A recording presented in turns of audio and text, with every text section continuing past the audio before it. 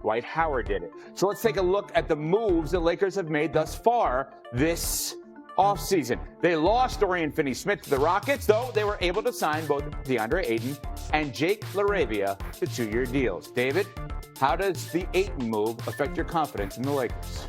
Okay, let's start on the bright side here. The bright side is they have a center who's better than Jackson Hayes, which means that they have a center, right? They have somebody who's going to play center minutes. That's about the end of the bright side that I have for this Lakers team. This cannot be the move that you feel like is going to get you closer to a championship. This cannot be the move that should instill confidence in Luka Doncic or anybody else, that you have somebody who is going to play meaningful minutes come playoff time. And this is not going to instill confidence that him and that JJ Redick is going to have an easier job coaching a guy who you can name all those numbers. Those numbers you named were beautiful. All the rebounds, they're great. You said Dwight Howard's name. That's really cool. But what we also know is that he has been, moved on from other organizations who have basically had enough of dealing with him. We know that there's issues with motivation, with having his head screwed on straight, and you're going to add that to an organization that is already sort of in flux right now with LeBron James and his statements that he's made with Rich Paul, and trying to keep Luka Doncic there, and a second-year coach in JJ Redick, and the Western Conference, and all the issues that you have. Other than that, everything is great. But right now, I have real concerns about what the Lakers are planning to do this offseason to make them anywhere better than what they had last year. Bontemps? I mean, that's sort of the problem, right? Like, everybody's looking at how can the Lakers become a contender. The Lakers weren't really a contender last year, and there wasn't really anything sitting out there in front of them that was going to make them a contender this offseason. Like, yeah, they signed DeAndre Ayton. He's one of the better centers that's been available. He has his flaws, but he is a talented player. He's more talented than most of the options they had at the start of free agency, but that also wasn't going to fix the various flaws that this Laker team has, which is the reason why they lost in 5 games to the Minnesota Timberwolves in the first round, the Minnesota Timberwolves team that went on to lose to 5 games to the Oklahoma City Thunder in the Western Conference Finals, right? That is the kind of gap that we're talking about with where the Lakers are at. The Lakers are 4th in the betting odds right now. They're 4th in the betting odds because of the proximity from Los Angeles to Las Vegas. We are still in a world where, Vegas dominates where the odds are set. The Lakers really are a team that is barely a play-in, or barely a borderline. They are a borderline play-in team in the Western Conference. Obviously, the Thunder are better, the Rockets are better, the Nuggets are better, the Warriors might be better, the Clippers are better, the Wolves are better. I mean, you're already up to 5 or 6 teams. That's before you talk about San Antonio. That's before you talk about Dallas with a healthy Kyrie Irving. Like, they are a talented team, but the Western Conference is incredibly deep, and there's just not a real path to them being that good. And whether it was DeAndre Ayton or somebody else, it wasn't going to solve that. Yeah, they had to fill a center position. At least they got one. Sure. They think about it, at least they got somebody to play the position that's 7 feet and can actually get a rebound, because that was a major issue for this team. Now, the problem is that fit with this team still has to include LeBron James. It still has to include how does it work? Because right now it's all about Luka Doncic. Right now it's about building forward. DeAndre Ayton has a 2-year deal. He has a player option. Why? Because if things work out in L.A. for him, if he puts up good numbers, he might want to test the open market and see if he can get some more money. So I don't even know if he's 10 toes down right now in L.A. either. Luka's going to be on his case because Luka needs a big man. We saw that in Dallas, why it works.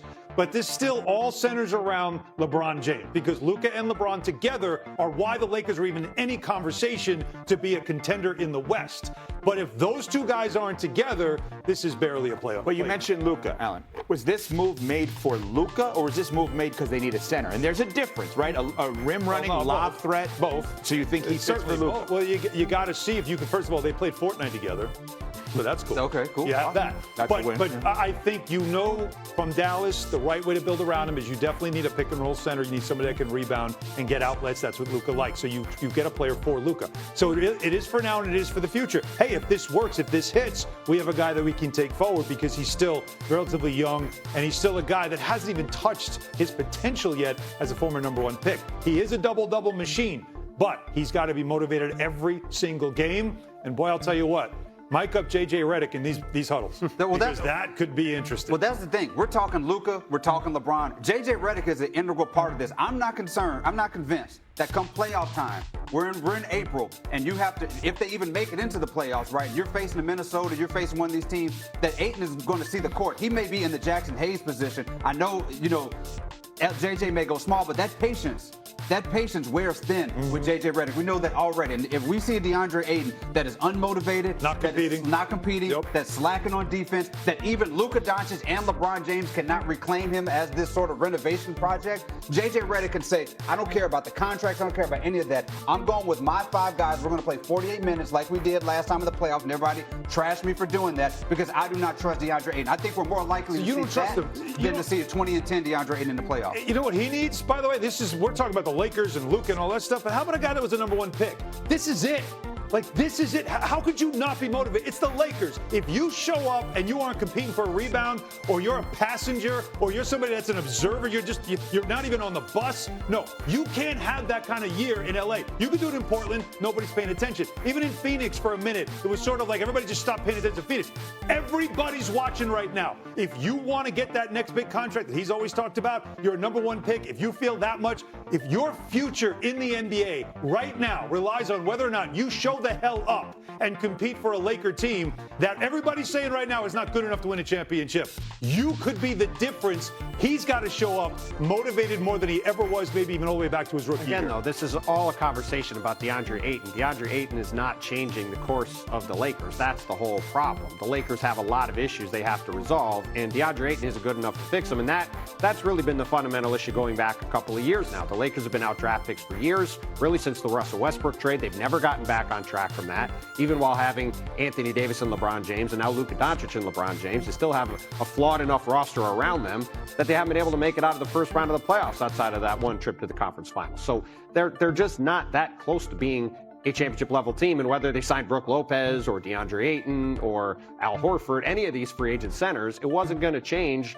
that fundamental reality, which is this team has to get better in a variety of areas, and they have very few ways to do so. But if you're somebody that is convinced LeBron is going to be on the Lakers next year, which I am personally not, and I don't think you are as well, Alan, but I know you guys are. If you're convinced LeBron is going to be on the Lakers next year, isn't this his specialty?